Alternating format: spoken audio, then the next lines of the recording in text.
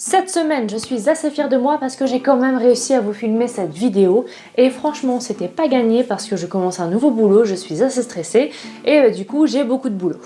Et en plus, j'ai les cheveux gras. Donc j'ai quand même essayé pendant 20 minutes de trouver une solution pour savoir à peu près comment je pourrais me coiffer pour qu'on ne le voit pas. Et je finis par vous le dire. Dans cette vidéo, je vous ai réuni 3 livres qui parlent de femmes.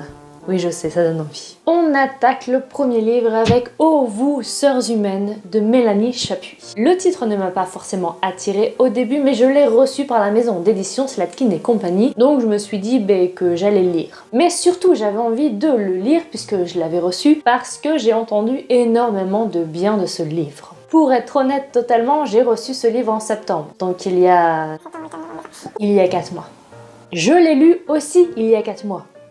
Mais je n'avais pas le temps d'en parler avant. Ce petit livre, comme son nom l'indique, ou comme en tout cas son nom le laisse supposer, il va nous parler de femmes. Il y a plusieurs thèmes dans le livre. Il y a par exemple rivalité, dualité, et en fait dans ces thèmes, il y a plusieurs petites histoires. Donc dans chaque histoire, on va suivre le parcours de 2 femmes, ou en tout cas de leur relation. C'est très court, c'est très intense, et franchement, j'ai vraiment beaucoup aimé. Quand on lit ces histoires, on se rend compte vraiment qu'il y a des façons de penser et des façons d'agir qui sont propres aux femmes et qu'on ne retrouve pas forcément chez les hommes. La preuve, c'est que ces histoires sont des histoires de femmes, on s'y retrouve, en tout cas moi je m'y retrouve, et parfois je me dis que je réagis et que je pense un peu de la même façon. L'auteur a très bien fait ce livre parce que c'est vrai que les femmes agissent et pensent comme ça, mais il y a une petite réflexion qui naît en moi quand je lis ce genre d'histoire parce que je suis un peu énervée de me dire encore une fois on représente les femmes en train de penser ça, en train d'agir comme ça. Et moi je me demande, est-ce que les femmes agissent et pensent comme ça parce que c'est inné ?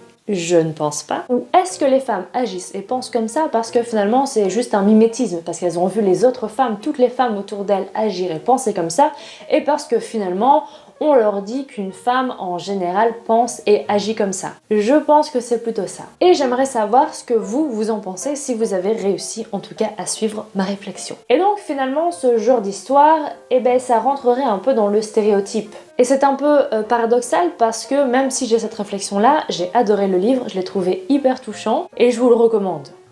On passe ensuite au livre Écosystème de Rachel Vanier. Bon, là aussi c'est un exemplaire presse, j'avais vraiment très envie de le lire donc je l'ai demandé.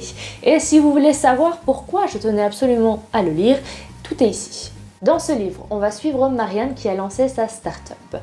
Par un concours de circonstances, elle se retrouve avec son associé Lucas à San Francisco, dans la Silicon Valley, et ils sont à la recherche d'une licorne. Oui, enfin une licorne, vous savez, dans les start-up. En fait, même en ayant lu le livre, je ne sais pas très bien ce qu'est une licorne dans le monde des startups. Bref, ils y vont et en fait le livre est vraiment construit autour de la personne de Marianne mais surtout autour de son ambition parce que ce personnage est investi à 100% dans ce qu'elle fait. Elle serait prête à ne plus manger, à ne plus dormir et à travailler bien évidemment jour et nuit pour que son projet voie le jour. Je ne sais pas si ça vous le fait aussi, mais moi quand je lis ce genre d'histoire et que je vois ce genre de personnage, j'ai vraiment envie de me dire allez dès demain je me lance dans un truc, je me mets à 100%, je dors plus, je m'en fous, je fais que ça. Mais bon en fait, soit je suis fatiguée, soit je me dis qu'il faut quand même que j'aille travailler, parce que j'ai besoin d'argent, parce qu'il faut payer mon loyer, il faut me nourrir et il faut que je nourrisse mon chat aussi. Parce que sinon, bien évidemment, je vous filmerai des vidéos toute la journée et je lirai. Mais financièrement parlant, ça ne me rapporte absolument rien. Revenons au lit, revenons au lit, revenons au lit. On se retrouve donc dans l'univers des startups où il y a quand même quelques gros enculés. Marianne va vraiment tout faire pour faire vivre son projet, pour qu'on s'intéresse à son projet et surtout pour trouver les investisseurs parce qu'elle aussi a besoin d'argent. J'ai adoré justement le personnage de Marianne et j'étais vraiment prise dans l'histoire. Après, c'est vrai qu'il y a pas mal de termes techniques concernant justement l'univers des startups.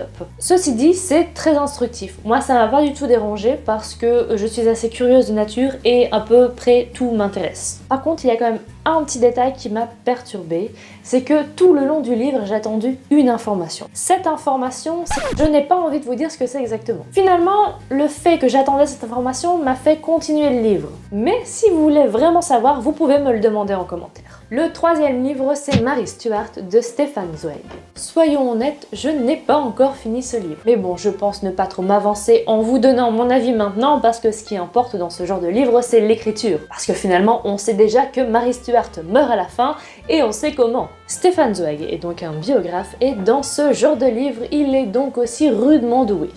Toute la difficulté dans un livre historique, c'est de ne pas tomber dans un roman qui dénaturait l'histoire, ou alors, à l'inverse, d'aller dans un livre très complexe avec énormément de dates et de détails. Eh bien, ce livre est entre les deux. Ce n'est pas un roman, ce n'est pas un livre historique hyper chiant où t'as juste envie de t'endormir à chaque phrase. C'est très bien documenté, mais c'est aussi très passionnant, c'est très bien écrit, il y a pas mal d'humour, il y a aussi pas mal de recul sur les personnages historiques et c'est magnifique. Par exemple, il y a pas mal d'humour concernant Darnley qui fut le mari de Mary Stuart et qui était, comment dire, un peu facile à manipuler. C'est-à-dire qu'il retourne sa veste à chaque fois et il passe vraiment pour un gros benet. Par contre, mon cher Stéphane, je sais que vous avez écrit ce livre il y a bien longtemps, mais il y a certaines phrases qui me donnent envie de hurler. Malgré leur envergure extraordinaire, ces deux femmes restent toujours des femmes. Elles ne peuvent pas surmonter les faiblesses de leur sexe.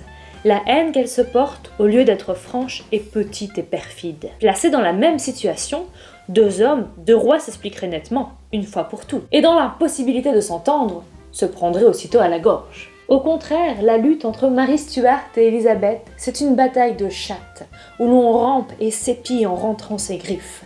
Un jeu plein de traîtrises et d'astuces. C'est vrai que dans les faits, ça a dû être très mesquin, mais de là à parler de la faiblesse de leur sexe, ça ne se fait plus, on n'a plus le droit. Après, ça fait partie du jeu et c'est le côté un peu désuet de ce genre de livre puisque ça a été écrit en 1935.